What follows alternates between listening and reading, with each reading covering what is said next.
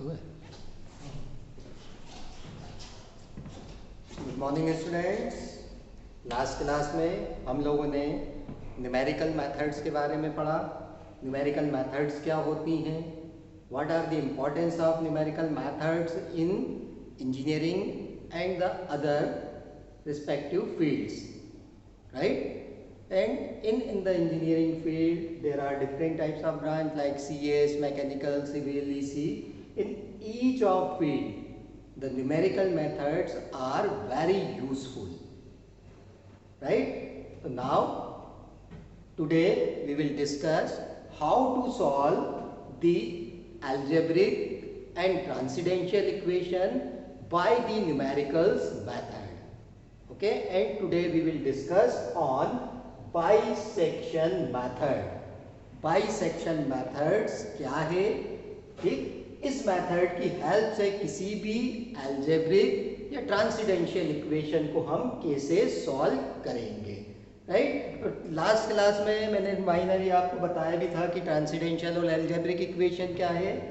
Algebraic और polynomial equation, for example 9x³ plus 2x square plus 3x minus 1 is equals to 0. If we see this equation, then it is a simple polynomial, okay, and it is equals to then 0, then it has become a polynomial equation, or in other words we can say it is a algebraic equation, right? And for example, a equation x log x minus of 1.5 is equals to 0. Okay, then we see in this equation the log x is a function and in this equation x is a variable. Okay, therefore this is called a algebraic equation. But in a algebraic equation there are some functions are lies, then the equation is called transcendental equations.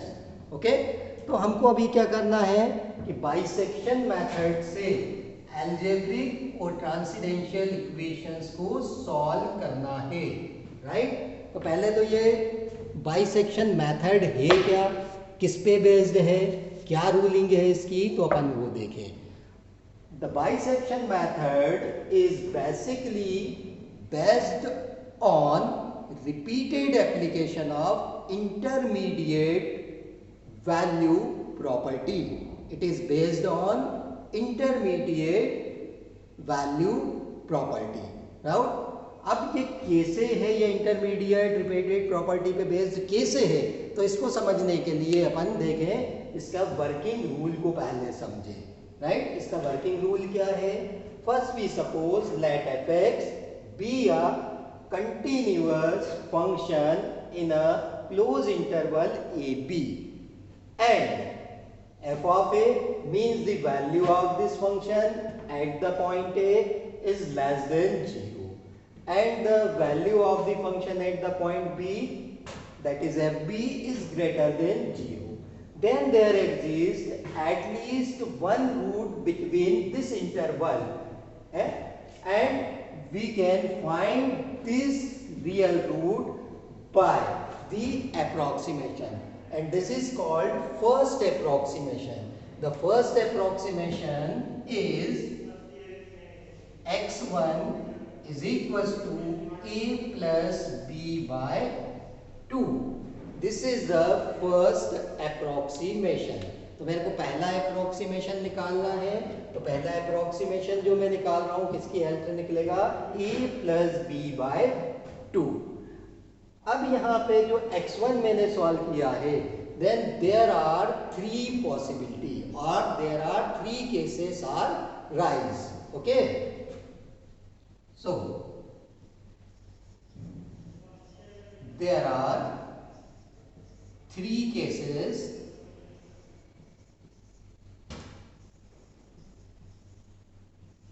Number 1, case 1, if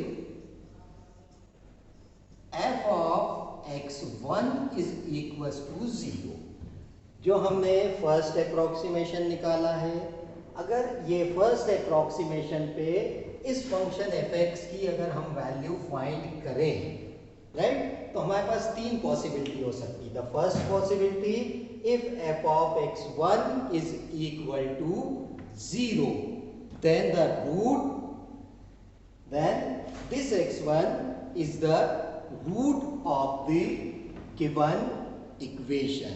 Okay, then x1 is the real root of the given equation.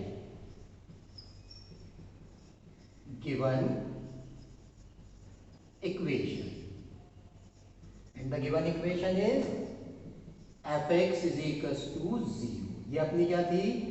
Given equation थी. fx is equals to 0. तो इस equation का ये x1 एक real root कब होगा? अगर इस x1 पे फंक्शन की वैल्यू मेरे को क्या मिल जाए? 0 मिल जाए. ठीक.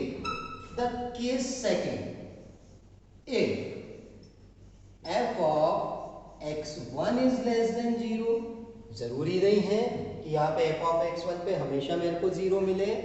It may be less than 0. Less than 0 means x1 पे फंक्शन की वैल्यू कैसी है? नेगेटिव आ रही है. Okay, if f of x1 is less than 0, then the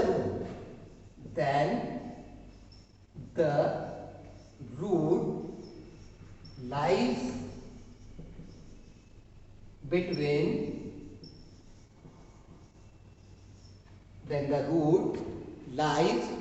अब यहां पे देखें कि यहां पे मेरी फंक्शन की वैल्यू कैसी आ रही है? नेगेटिव आ रही है पॉइंट x1 पे. मेरे को हमेशा मेथड में क्या ध्यान रखना है कि नेगेटिव टू पॉजिटिव के बीच में हमारी हमेशा एक्चुअल वैल्यू होगी. तो f of x1 कैसा था? नेगेटिव था, यानी x1 पे फंक्शन नेगेटिव था. लेकिन पॉजिटिव किस पे था? पॉजिटिव आपने कहा कि f of b पे था, है ना. f of b पे फंक्शन की वैल्यू कैसी थी? पॉजिटिव थी. Then the real root lies between x1 and b, right? Then the real root lies between x1 and b. The third case, if f of x1 is greater than 0, it means it is positive. Then the root lies between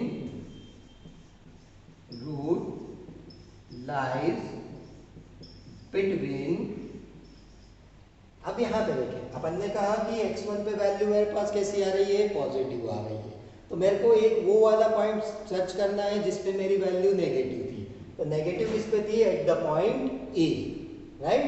तो it means if f of x1 is greater than 0 and f of a is less than 0, then the root lies between a and x1, right. अब यहाँ पे मेरे पास ये तीन case possible हो रहे हैं. अगर केस 1 मेरा सेटिस्फाई हो रहा है, then there is no problem. x1 is the real root and the question is stop. But अगर सेकंड या थर्ड कंडीशन फॉलो हो रही है तो मेरे को कहाँ जाना पड़ेगा?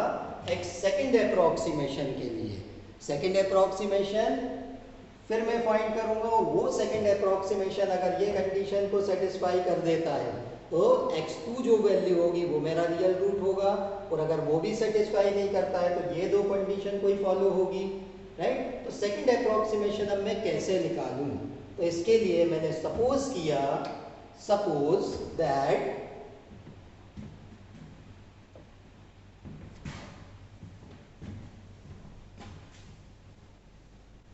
now suppose f of x1 is greater than 0. इन तीन केस में से मैंने मान के चला कि ये वाला केस फॉलो हो रहा है. if f of x1 is greater than 0, right, means point x1 पे फंक्शन की वैल्यू मेरी कैसी मैंने सपोज कर ली? That is positive. तो अब मेरे को ये देखना है कि मेरी नेगेटिव वैल्यू किस पॉइंट पे थी? That is a, right. ठीक. तो अब हम किसकी हेल्प से निकालेंगे, यानी हम कह रहे हैं ना यहाँ पे then the root lies between a and x1। तो ये a और x1 के बीच में जो रूट है मेरा, वो मैं कैसे फाइंड करूंगा, right. Suppose f of x1 is greater than 0, then root lies between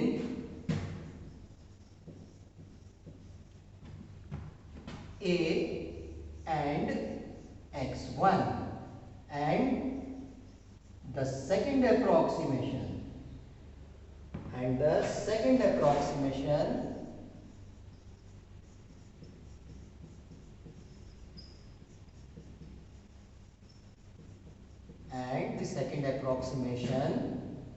is found by x2 is equals to a plus x1 by 2, right.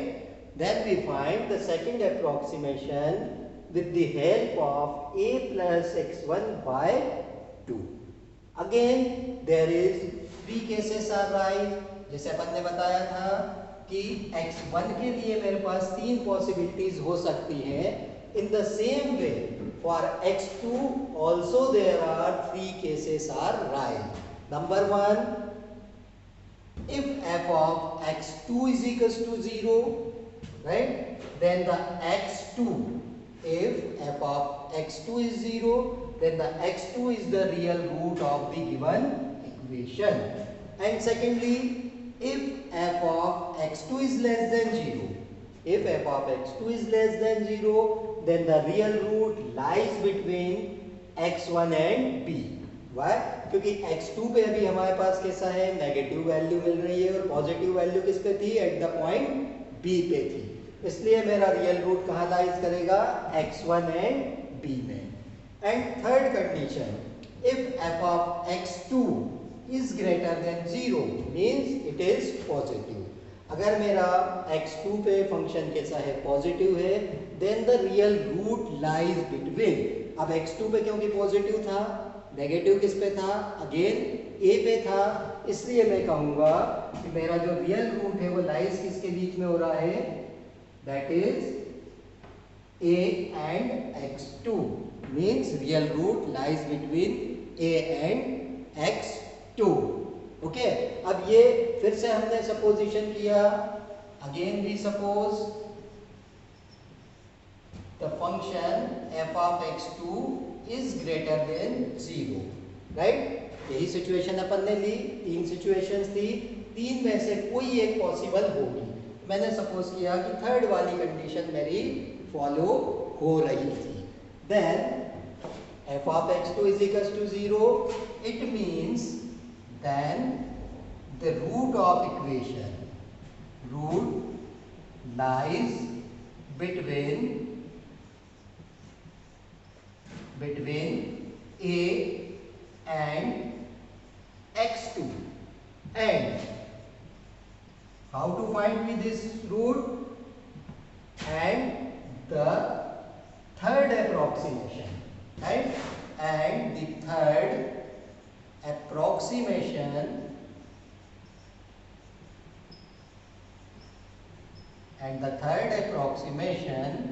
is x3 is equals to a plus x2 by 2, right. This is called the third approximation, right. And repeat this process till we not get the required root. Required root means that the value of x will satisfy the first condition, that is f of x is equals to 0, x may be x1, may be x2, may be x3 और and so on। Clear? तो समझ में आया सभी को कि bisection method से अपन को किसी भी ट्रांसेंडेंशियल या फिर अलजेब्रिक इक्वेशन को किस तरीके से सॉल्व करना है, ठीक है। दिस मेथड, यहाँ पे देखिए अपन कंटिन्यूअसली क्या करते जा रहे थे, अगला अप्रोक्सीमेशन निकालते जा रहे थे, तो वो क्या हो रही थी, जो आपका इंटरवल बन रहे थे जैसे फर्स्ट बार में आपका इंटरवल था ए बी, सेकेंड बार में वही आपका इंटरवल बना ए एंड x1, देन वही इंटरवल आपका बन गया था A and x2 like this है। तो यहाँ पे क्या हो रहा है कि ये जो इंटरवल के बीच की हमारी वैल्यूज आ रही थी, therefore this method is called based on intermediate value property based method, इसलिए हमने इसको ऐसा नाम दिया, राइट। तो इस तरीके से अपन ने देखा कि हम यहाँ पे बाइसेक्शन मेथड से किसी भी अलजेब्रिक या ट्रांसेंडेंशियल इक्वेशन को सॉल्व कर सकते हैं, ठीक है। एक और शॉर्ट में अपन देखें, इसी चीज को अगर मैं आपको ग्राफिकली बताना चाहूँ तो हम इस तरीके से भी देख सकते हैं। So this is positive x-axis, negative x-axis, positive y-axis, negative y-axis, right? fx क्या था आपका, कोई भी एक कंटिन्यूअस फंक्शन था in the interval a b, और मेथड की कंडीशन ही क्या है कि जो भी हमारा रियल रूट लाइज करता है वो इंटरवल ए बी में, लेकिन कब, जब आपके पॉइंट ए पे फंक्शन कैसा हो, नेगेटिव हो, और बी पे पॉजिटिव हो, या इसका अपोजिट भी हो सकता है, mean F of A and F of B are in opposite sign, right. Suppose F of A आपका कैसा था, लेस देन था, 0 से it is negative, and F of B कैसा था आपका, पॉजिटिव था, राइट। तो अगर मैं इसको ग्राफ में कहीं सर्च करना चाहूं, या तो देखिए, सपोज किया x is equals to A, यहाँ कहीं पे था मेरे पास, and x is equals to B, then the f of a means मेरी वैल्यू कैसी मैं शो कर रहा हूँ, negative, means negative y axis पे कहीं होगा, फॉर एग्जांपल मैंने सपोज किया यहाँ पे, तो this is the f of a, और जब मैंने इसका कोई ग्राफ प्लॉट करूंगा, एक कंटिन्यूअस ग्राफ प्लॉट करूंगा, ठीक, क्योंकि आपने ऑलरेडी बोला है कि in this interval function is continuous, then x is equals to b, तो f ऑफ b मेरे को यहाँ कहीं पे सर्च करने पे मिलता है, राइट। और जो मेरा रियल रूट है वो एक्चुअल में यहाँ कहीं पे है। तो ये रियल रूट में कैसे फाइंड कर रहा हूँ, तो सबसे पहले मैंने फर्स्ट अप्रोक्सीमेशन निकाल के आपको बताया कि मान लीजिए यहाँ पे मेरा कोई पॉइंट था x1, x is equals to x1। अब इस f ऑफ x1 पे जब मैंने फंक्शन की वैल्यू फाइंड की थी, तो फंक्शन की वैल्यू मेरे को कैसे मिली थी, पॉजिटिव मिली थी, पॉजिटिव मिली थी। सपोज किया यहाँ पे कहीं मेरे को ये वैल्यू फाइंड हुई थी, तो this is the point f of, यहाँ पे मैं कह रहा हूँ this is the f of x1, right. अब यहाँ पे देखें f ऑफ x1 का है, पॉजिटिव साइड लाइज कर रहा है, ठीक, और f ऑफ a का है अपना नेगेटिव साइड लाइज कर रहा है। इसलिए हमने कहा कि जो हमारा रियल रूट होगा वो किसके बीच में लाइज कर रहा होगा, a और x1 के बीच में लाइज कर रहा होगा।